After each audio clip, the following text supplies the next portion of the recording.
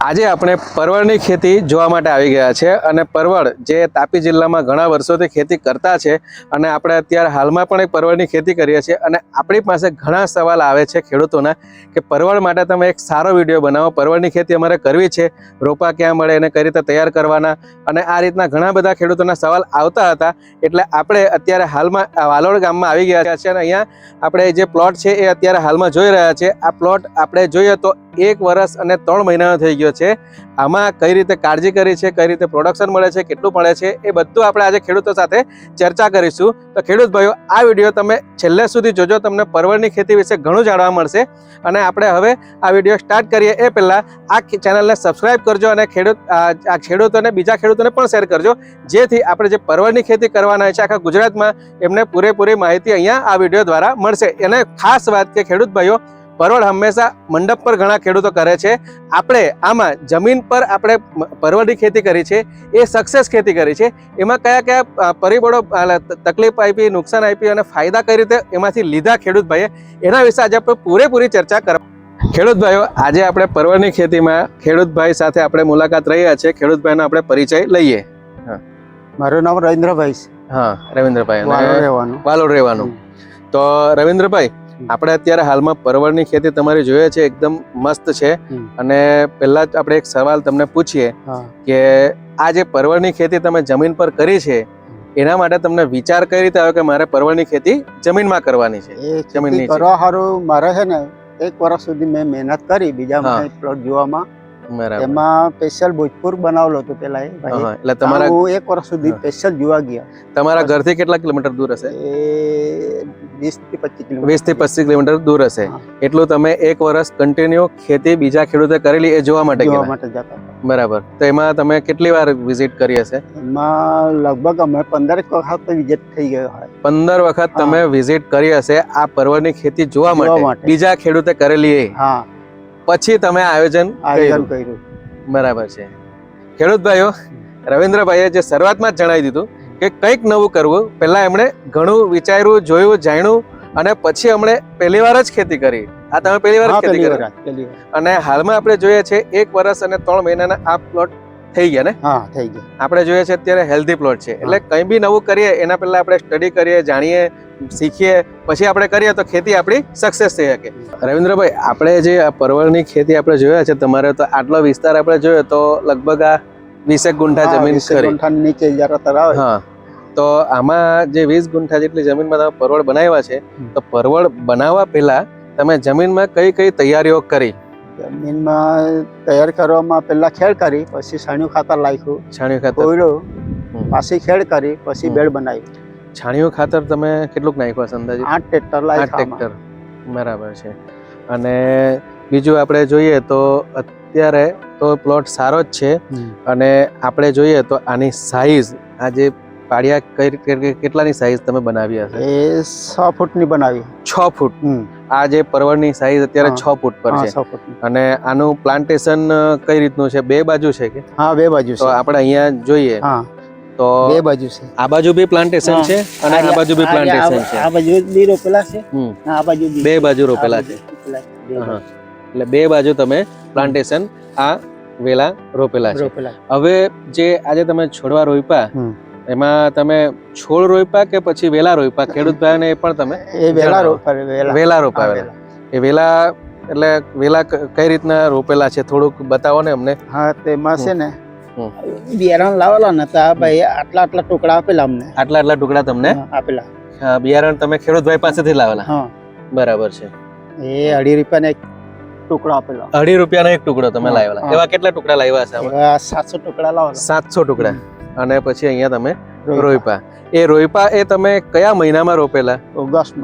ઓગસ્ટમાં. હા, 15 તારીખ પછી. 15 તારીખ પછી. એટલે આપણે જોઈએ તો ગયા વર્ષમાં એપ્રિલ મે માં તમે જમીન તૈયાર કરી, પછી એને બેડ બનાવીને મૂકી દીધા ખુલ્લા. બરાબર છે. અને પછી તમે ઓગસ્ટમાં એની ગાંઠો રોપી. અને આપણે ઓગસ્ટમાં તમે ગાંઠો રોપી દીધી હા અને ત્યાર પછી આનું જે પહેલી વીણી આપણે લઈએ હા એમાં તમારે કેટલો સમય લાગ્યો? એમાં દિવાળી પહેલા ચાલુ થઈ ગયેલા અમારે. દિવાળી પહેલા, એટલે આપણે ગણતરી કરીએ દસ તો પછી એટલે દિવાળી પહેલા. August, September, October. હા ઓક્ટોબરમાં દિવાળી હતી ને. ઓક્ટોબરમાં દિવાળી હતી, એટલે 2 મહિનામાં તમારા પરવળ સ્ટાર્ટ થઈ ગયા, ચાલુ થઈ ગયા. બરાબર છે. ખેડૂત ભાઈઓ, જોજો આપણે શરૂઆતથી જ અમને જે કીધું એ આપણે ખાસ ધ્યાન રાખજો કે પરવળની ખેતી જો તમે કરવા માંગતા હો તો કઈ કઈ વસ્તુ ધ્યાન રાખવાની એ આપણે અહીંયા ખેડૂતભાઈ પાસે એના અનુભવો શેર કરી રહ્યા છીએ, આપણે જાણીશું અને પછી આપણે આપણા ખેતરમાં કઈ રીતે એ કરી શકીએ એના વિશે આપણે આજે જાણી રહ્યા છીએ. હવે આપણે જે વાત થઈ કે આમાં આપણે તમે જમીન પ્રિપેરેશન કર્યું અને પછી તમે 2 મહિનામાં તમે પરવળ લઈ લીધા, તો આપણે જે પહેલી વીણી જે તમે પરવળની લીધી એ શરૂઆતમાં કેટલા કિલો તમે પ્રોડક્શન લીધું હશે? 20 કિલો નીકળ્યા પહેલી વારમાં તમારે 20 કિલો નીકળ્યા.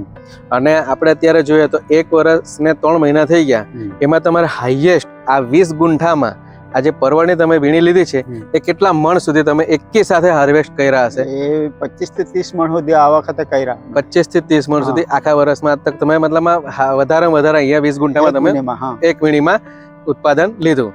અને એવરેજ તમે જે આખા વર્ષમાં વીણી લો એ કેટલી આવે? 10-12 તો ખરા. 10-12 તમે એ કેટલા દિવસના અંતરે તમે લેવો? 20 દિવસ તો થઈ જાય. 20 દિવસના અંતરે તમે 10-12 મણ, એટલે મહિનામાં તમે 2 વાર તમે તોડો એમ કહીએ તો આપણે માનીએ, બરાબર ને? એટલે આખા વર્ષમાં આપણે 12 દુ 24 વાર તમે પરવળ તોડો. અને આપણે માર્કેટની વાત કરીએ તો આનો જે બજાર ભાવ છે એ કેટલો મળે તમને? બજાર ભાવ હમણાં 700 રૂપિયા ગયા હમણાં 20 કિલોના. 20 કિલોના 700 રૂપિયા, 1000 રૂપિયા બી મળ્યા, 1000 રૂપિયા, 1200 રૂપિયા બી મળ્યા. Okay okay. અને એમાં પહેલી વીણીમાં તો અમને 1000 રૂપિયા મળેલા. પહેલી વીણીમાં જે 20 કિલો નીકળેલા ત્યારે 1000 રૂપિયા મળેલા. બરાબર છે. ઓકે. હવે બીજું એમ તમને પૂછતો હતો કે આમાં જે અત્યારે વેલા હેલ્ધી છે અને આપણે જોઈએ તો અહીંયા છૂટું પાણીમાં તમે પાણી આપો છો, તો ખાતર પાણી તમે કઈ રીતે આમાં કરો છો? ખાતર આ પટ્ટો છે ને પાડ્યું એમાં નાખી દઈએ. આમાં બેઠું ખાતર તમે નાખી દો, પાણી મૂકી દઈએ એટલે બેઠું પચી જાય. બેઠું પચી જાય. અને આમાં વધારે તમે કયા કયા ખાતરોનો ઉપયોગ કરો છો? ખાતર પોટાશ સલ્ફેટ ડાઈ એમ છૂટું જ નાખી દો અહીંયા? હા છોટું. બરાબર. અને પછી પાણી આપી દો. તો મતલબમાં છૂટું નાખી દે એટલે વેલા ખાતર લઈ લે. બરાબર છે. આમાં ઉપર લખાય જ નહીં. આમાં ઉપર લાખીએ તો ગરમ પડે ખરાબ થઈ જાય એટલે બળી જાય. આ બળી જાય એટલે એના પર નહીં નંખાય. અહીંયા તમે વચ્ચે અહીંયા નાખી દો એટલે આ પાણી લઈ લે. રવિન્દ્રભાઈ, આપણે જે પરવળમાં તમે જોઈએ તો મેન એક વસ્તુ હોય છે કે એમાં નર અલગથી રોપવા પડે અને નારી અલગથી રોપવા મળે, બરાબર છે? તો આમાં આપણે નર કેટલા અંતરે રોપ્યા છે અને નારી કેટલી આપણે રોપેલી છે એ ઘણા ખેડૂતોને સવાલ હોય છે કે આપણે કેટલું અંતર રાખવું જોઈએ, તો તમે કયું અંતર રાખેલું છે અને એકચ્યુઅલમાં હોવું કેટલું જોઈએ એ થોડું તમે જણાવો. હમણાં છે ને 3 નારી રોપી છે અને પછી આ નર રોપેલા છે. એટલે મતલબ પહેલા તમે 3 નારી રોપી દીધી અને એક પછી નર રોપો, એટલે એ તમારું અંતર કેટલું હશે? 3 નારી અને 3.5 ફૂટ. 3.5 ફૂટ. 2 નર વચ્ચે? હા, 2 નહીં, નર વચ્ચે તો વધારે વધી જાય. નર વચ્ચે 8 ફૂટે એક નર તમે મૂકેલો છે અને વચ્ચે નારી મૂકેલી છે. આ સાઈડમાં આપણે જોઈએ તો 8 ફૂટે નર છે અને વચ્ચે નારી છે. અને આ બાજુની સાઈડમાં આપણે જોઈએ તો બધી નારીઓ રોપેલી છે. એ તમે 3.5 ફૂટે અંતરે એક નારીઓ મૂકી છે, બરાબર ને? એ રીતે અહીંયા આપણે પ્લાન્ટેશન કર્યું છે. બરાબર છે. રવિન્દ્રભાઈ, આપણે જોઈ લીધું મતલબમાં ખાતર કઈ વ્યવસ્થાપન, આમાં પ્લાન્ટેશન કઈ રીતે રોપવાનું આવે તે જોઈ લીધું, માર્ક કેટલો આપણે તોડીએ છીએ એ પણ જોઈ લીધું. પણ હવે મેન ખેડૂત ભાઈઓને એમ થાય કે આમાં બીજી દવાનો કયો ખર્ચો આવી શકે, તો આમાં તમને કયા રોગ વધારે જોવા મળ્યા, તે તમે ઉપયોગ દવા સાની કરો છો એ થોડું ખેડૂત ભાઈઓને જાણકારી મળે તો વધારે ખ્યાલ આવે. એમાં છે ને જવારા માટે ફૂલ માટેની તો તમારે દવા નાખવી પડે. વ્હાઈટ મચ્છર ઉડે ને એના માટે છાંટવો પડે. ઈયળ માટે બીજું કઈ છાંટવું નથી. એટલે ખેડૂત ભાઈઓ આપણે 3 જ દવા તમે વધારે ઉપયોગ કરો, સફેદ મચ્છર, ફૂલ બેસવા માટે અને ઈયળ. એટલે આમાં લગભગ તમે કેટલાક દિવસ અંતરે સ્પ્રે કરવાનો આવતો હશે? જ્યારે જે ફૂલ બરાબર આવી જાય ને ત્યારે સ્પ્રે મારી દઉં. એટલે ફૂલ તમને એમ દેખાવા લાગે ત્યારે સ્પ્રે મારવો પડે. એટલે ત્યારે તમે આનો સ્પ્રે કરો છો. એટલે મહિનામાં 2 વાર બસ 2 વાર 2 વાર મહિનામાં 2 વાર. હા એટલે એમ જોવા જઈએ તો આમાં ખાતર પાણી પણ તમારે બહુ ઓછું વાપરવા પડે. ઓછું 2 મહિના પછી આપ્યું ખાતર. મહિને ખાતર આપો તમને મહિનામાં 2 વાર દવાનો સ્પ્રે. આમ જોવા જઈએ તો બીજો કોઈ ખર્ચો આમાં આવતો નથી. અને આપણે જોઈએ તો આમાં ડ્રીપ અને મલ્ચિંગ બી કરવાની જરૂર લાગતી નથી, કારણ કે આ જ ભાગ છે આમાં જ તમે ખાતર પાણી આપો છો ને આમાં તમારે આટલો જ ભાગ નિંદામણ થાય, બરાબર ને? અને આપણે જોઈએ તો આમાં વેલામાં ઢંકાઈ જાય છે, જેના કારણે બીજું નિંદામણ પણ નથી નીકળતું ને નીકળે તો આ રીતનો ગુંદડો નીકળે, એ તો આપણે હાથથી કાઢી પણ લઈએ. એમાં બીજો આમાં કોઈ વધારે ખર્ચો લાગતો હોય એમાં તમને એવું કઈ? ના બીજો ખર્ચો એટલો બધો કઈ છે નથી. ઓકે, ભીંડા કરતા સારું છે. ભીંડા કરતા તમને સારું લાગે છે? સારું લાગ્યું. એ કેમ સારું લાગે? ભીંડાનો ખર્ચા બહુ વધારે, દવા બહુ છાંટવું પડે. હા, આપણે ત્યાં તાપી જિલ્લામાં બનાવેલા જ છે મેં, તે બીજા પ્લોટમાં ભીંડા બનાવેલા છે. આપણે ત્યાં ઠંડીના વાતાવરણમાં દવાનો ખર્ચો વધી જાય, એટલે એમાં આપણે પંપ વધારે ફેરવવો પડે. આમાં હું તોડવામાં બી તમને એમ લાગે કે આ જે માલ થઈ ગયેલો છે, આપણે 5 દાડા મોડા તોડીએ તો બી કઈ વાંધો આવતો નથી. બરાબર, માર્કેટમાં કોઈ પ્રોબ્લેમ નથી કે આ જાડો થઈ ગયો કે આ પાતળો થઈ ગયો. માર્કેટમાં જે આવે તે મોટો માલ આવે, એક નંબરનો. મેં ભીંડામાં ઘણા બધા હારા પીળા થઈ જાય, પથરી લાગી જાય, ઘણા પ્રશ્નો આવે. બરાબર, આમાં આપણાથી ઇન કેસ નહીં તોડાય તો બી કઈ વાંધો નહીં, મતલબ બીજું બી કામ આપણું અચવાઈ જાય ને કામ આપણું થઈ જાય. બરાબર છે, ખેતી સારી છે, સારી લાગી. ઓકે. અને રવિન્દ્રભાઈ, તમે ભાવ તો વાત કરી જ છે કે 700 રૂપિયા કે 800 રૂપિયાથી લઈને તમને 1000 કે 1200 રૂપિયા સુધી ભાવ મળે છે. બરાબર. હવે રવિન્દ્રભાઈ, આપણે જોયું કે હવે તમારી સાથે ચર્ચા થઈ અને આપણે ગણતરી કરીએ તો આ જે 20 ગુંઠામાં તમે અહીંયા પરવળની ખેતી કરી અને તમે બધું જ માહિતી આપી દીધી છે, તો આપણે અહીંયા 20 ગુંઠામાં મારે અથવા બીજા કોઈ ખેડૂતે બનાવવો હોય તો એને કેટલું પ્રોફિટ થઈ શકે એવરેજ અંદાજિત, તો આપણે એની ગણતરી કઈ રીતે કરી શકીએ? એ તો હવે ગણતરીમાં હું જો 12 મણ તો નીકળે જ. આમ તો 12 મણ તમે એક વીણીમાં એવરેજ લેવ છો, 10, 12 કે કોઈ વાર 15, એટલે આપણે 12 મણ આપણે એવરેજ પકડી લઈએ. વધઘટ થાય, હવામાન ચાલે એના પર, તો બી આપણે તમે એક વર્ષમાં કમાયા હોય તો આપણે ગણતરી કરીએ મહિનામાં 2 વાર તમે હાર્વેસ્ટિંગ કરો. નહીં, મહિનામાં 2 વાર નહીં થાય, થોડોક લાંબો જાય, એટલે કોઈ વાર 1.5 મહિને થઈ જાય ને મહિનામાં તો ખરું જ કમ્પ્લીટ. હા રવિન્દ્રભાઈ, આપણે તમે કીધું તો મહિનામાં આપણે કોઈ વાર તૂટે અને કોઈ વાર નહીં પણ તૂટે, તો આપણે 12 મહિના આપણે કમ્પ્લીટ હાર્વેસ્ટ કર્યું છે, તો કોઈ વાર મહિનામાં તૂટે, કોઈ વાર, એટલે આપણે 15 થી 18 વાળા બી આપણે કદાચ તોડીએ, એટલે તોડ્યા હશે તમે, તોડ્યા ને 15 થી 18 તમે તોડ્યા, અને એવરેજ તમે કોઈ વાર 15 મણ, કોઈ વાર 10 મણ, કોઈ વાર 12 મણ અને કોઈ વાર 30 મણ, તો આપણે અંદાજિત એવરેજ 12 મણ પકડીએ અને 18 વારા ગણીએ તો લગભગ તમે આખા વર્ષમાં 200 મણ જેટલા તમે પરવળ તોડ્યા હશે.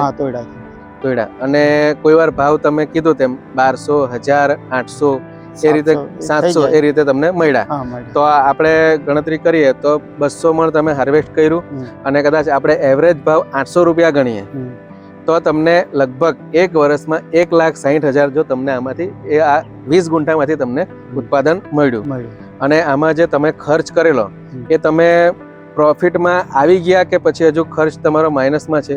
નહીં, ખર્ચો નીકળી ગયા. ખર્ચો નીકળી ગયો અને પ્રોફિટ તમારે આપણે ગણતરી કરી 1,60,000 માં તમને પ્રોફિટ કેટલું થયું હશે? થઈ ગયો હશે 1 લાખનું જેવું. 1 લાખનું જેવું તમારો પ્રોફિટ થઈ ગયું 20 ગુંઠામાંથી અને એક વર્ષમાં. આ ખેડૂત ભાઈઓ, અને જેમ રવિન્દ્રભાઈએ જણાવ્યું તેમ કે ઓછી મહેનતે સારું એવું પ્રોફિટ એમણે અહીંયા બનાવેલું છે જમીનમાં નીચે પરવળ કરીને. આમાં આજે પ્લોટમાં વેરાયટી કઈ છે અને શાના માટે એ વેરાયટી બનાવી એ થોડું જણાવો. આ છે ને કલકત્તી રોપી છે મેં. કલકત્તી વેરાયટી તમે અહીંયા રોપી છે, એ શાના માટે કલકત્તી વેરાયટી તમે પસંદ કરી? એનો લાગ વધારે આવે. લાગ વધારે આવે એના માટે તમે કલકત્તી પસંદ કરી. અને કલકત્તીમાં જે ફળ આવે એ ફળ કેવું આવે? કલકત્તીમાં ફળ આવે આ રીતનું મોટા આવે. અહીંયા છે આ સાઈઝ આટલા મોટા ફળ આવે છે, અને જ્યારે દેશીમાં આવે એનું ફળ કેટલું આવે? દેશીમાં આના કરતા ટૂંકું થઈ જાય. આના કરતા ટૂંકું થઈ જાય. આ કલકત્તીનો જ વેલો છે અને દેશીમાં આટલું ફળ આવે અને ભાવ આ સાઈઝ એક સરખી આવે અને કલકત્તીમાં નાના મોટી આવે અને લાંબા આવે. તો દેશી વેરાયટી સારી પડે. હા, દેશીનો ભાવ સારો મળે. દેશીનો ભાવ સારો મળે અને ઉત્પાદન કલકત્તી ઓછું આવે પણ ક્વોલિટી સારી મળે અને ભાવ સારો મળે. એટલા માટે તમે આવતા વર્ષે બનાવવાના છો. અને આ તમે આ રાખશો જ કે આ પછી બીજા? નહીં, આ તો રાખવાના જ. ચાલવા જ. બરાબર છે. ને આ તમારે અંદાજિત આ ક્યાં સુધી હજુ વેલો ચાલશે? એ હવે આવતા વર્ષે ચોમાસું નીકળે તેના પર ચાલે. આવતા વર્ષને ચોમાસું નીકળે એના પર આધાર રાખે કે વેલો ચલાવો કે નહીં ચલાવો. ઓકે, હારા ચાલતા હોય તો ચલાવવાનો. હારા ચાલતા હોય તો હજુ ચલાવવાનો. મતલબ આને રોપ્યા પછી 3 વર્ષ સુધી તમે વ્યવસ્થિત ચલાવી શકો એવું તમારે વિચાર છે. બરાબર ને? એટલે આપણે કોઈક લાંબી ગાળાની જો ખેતી કરવી હોય તો એ માટે આ બેસ્ટ પરવળની ખેતી આપણે કહી શકીએ કે એકવાર રોપ્યા પછી આપણે એને 3 વર્ષ સુધી જમીનને કંઈ છેડવાય જ નહીં પડે. તો એક પરવળની એક ખેતી છે. હવે મારે એમ કેવું છે કે તમે કીધું કે દેશી વેરાયટી તમે આવતા વર્ષે બનાવવાના છો, પણ આપણે ત્યાં આજે વિડીયો જોઈને જો ખેડૂતો ખેતી કરવાના હશે એને તમે કઈ વેરાયટી સલાહ આપશો? હવે એમાં તો બેવ ચાલતી જ છે માર્કેટમાં. પોતાનું માર્કેટિંગ તો ચાલે. ખેડૂતને જે કરવું હોય તે કરી. બરાબર છે. તમને એમ લાગે કે મને આજ કરવું છે તો આજ કરી ખાય. બરાબર. દેશી કલકત્તીમાં વધારે પ્રોડક્શન મળે અને દેશીમાં ઓછું પ્રોડક્શન મળે અને ભાવ દેશીનો વધારે મળે. બરાબર છે. અને સાઈઝ દેશીમાં એક સરખી આવે. બરાબર. તો વર્ષે મેં રોપવાનો જ છે. આ વર્ષે વિચાર હતો પણ આ વર્ષે બેડ બનાવાય નહીં. બેડ નહીં બનાવાય. વરસાદ આ વખતે તો ઘણો આવી ગયો એટલે તેમાં બેડ નહીં બનાવાય. બરાબર. આવતા વર્ષે મેં બનાવવાનો જ છે. રવિન્દ્રભાઈ, આપણે જે આ કલકત્તીનું જે પ્લાન્ટેશન કર્યું અને દેશીનું જે ત્યારે તમે આવતા વર્ષે કરવાના છો, તો આપણે ઘણા સમયે પ્રોડક્શન નથી મળતું, તો એવો કયો સમય હોય છે કે જ્યારે દેશીમાં પ્રોડક્શન ઓછું આવતું હોય છે? દેશીમાં શિયાળામાં થોડુંક ઓછું આવે છે ને કલકત્તીમાં ત્યારે પ્રોડક્શન આવતું હોય છે. શિયાળામાં આવે પણ ઓછું આવે અને દેશી તો નડે જ છે. એટલે બંને પરવળ ખેતીમાં શિયાળો આપણને નડે છે. તો શિયાળામાં આપણને પ્રોડક્શન ઓછું મળે. આપણે જે તમે મંડપ નહીં બનાવ્યો અને જમીન પર પરવળ બનાવ્યા તો એના તમને ફાયદા લાગ્યા કે નુકસાન? મંડપાળોમાં ખર્ચો વધી જાય એટલે સારું મંડપાળો બનાવ્યો નહીં. જમીન પર હવે 20 ગુંઠાનો આપણે મંડપ બનાવવો હોય તો કેટલો ખર્ચો આવે? એમાં તો હવે ખર્ચો તો વધી જાય ને 50,000 ની આજુબાજુ મંડપ છે, તાર છે, બધું ખર્ચો થઈ જાય. બરાબર છે. અને પછી બીજો તમારો કયો ખર્ચો બચ્યો? એ ખર્ચો બચ્યો પછી મંડપ પવન વધારે આવે મૂકે તો પડી જાય ઘણા મંડપ. તો તે બી નુકસાની. તેને ઉભા કરવાનું તે બી પેલા બી ડિસ્ટર્બ થાય, બધું ડિસ્ટર્બ થાય. અને પછી બીજું આપણે બીજો તો મંડપ ઉભો હોય અને બે વચ્ચે આ જગ્યા તમારી ખાલી હોય તો કચરું ઉગે નહીં. આમાં તો ઉગે જ ને. પેલામાં મંડપ બનાવ્યો હોય તો જગ્યા ખાલી હોય, એમાં તમારે દવા નાખવી પડે કાં તો રોટરી મારવી પડે. બધું જ કરવું પડે. બરાબર છે. અને બીજો આમાં હજુ એક ફાયદો છુપાયેલો છે, એ અમે જણાવો. આમાં નિંદામણ બહુ ઓછું જાય. આમાં નિંદામણ ઓછું આવે. અને બીજું આમાં જે તમે આ વેલા જે છે એના ખોરાક હવે છે ને અંદર જે મૂળિયા બધા લે એનો વધારાનો ખોરાક લે. અહીંયા જે તાકાત વધારે વધી જાય. આ જે વેલો છે ખેડૂત ભાઈઓ, હવે આ વેલો છે આ જમીનમાં અડે એટલે અહીંથી એ મૂળિયા લઈને ખોરાક લેવાનું ચાલુ કરે. એ રીતે અહીંયા આપણે જોઈએ તો વેલા આખી રીતે તંદુરસ્ત જોવા મળે છે. અને જ્યારે મંડપમાં હોય ત્યારે આ રીતે એક જ વેલો ઉપર ચાલતો હોય છે અને એનું જે મૂળિયું હોય એ જ ખોરાક લે છે. અને આ જે અહીંથી જે ગાંઠ એ જમીનમાં જાય તો અહીંયાથી બી ખોરાક લે, એટલે છોડવા આપણને તંદુરસ્ત જોવા મળે છે. એટલા કારણે અહીંયા આપણને પ્રોડક્શન સારું મળે છે. એટલે જમીનમાં આ રીતે ખેતી કરવી પરવળની એ પણ આપણને સારી લાગે. મંડપનો ખર્ચો બચી જાય છે, નિંદામણનો ખર્ચો બચી જાય છે અને છોડવા આપણને હેલ્ધી મળે છે, જેથી આપણને પ્રોડક્શન સારું મળે. ખેડૂત ભાઈઓ, આ રવિન્દ્રભાઈએ આજે આપણને ખૂબ સરસ અને સારી જે એમણે ખેતરમાં જે કંઈ ખેતીમાં મહેનત કરી છે અને જે વસ્તુ એમણે અમને બતાવી છે, એમણે પોતે કરી છે અને એમના અનુભવ આપણને શેર કર્યા છે. ખેડૂત ભાઈઓ, તમારે પણ જો પરવળની ખેતી કરવી હોય તો તમે આમાં જે કરી છે એ રીતે પણ તમે કરી શકો છો, અને બીજા જો કોઈ ખેડૂત ભાઈઓ કરે છે એમની પણ તમે સલાહ લઈને કરી શકો છો. અને આ વિડીયોને બીજા ખેડૂત ભાઈઓને શેર કરજો, અને આ વિડીયો લાઈક પણ કરજો, જેથી બીજા ખેડૂતોને પણ આપણને સારી માહિતી મળી શકે.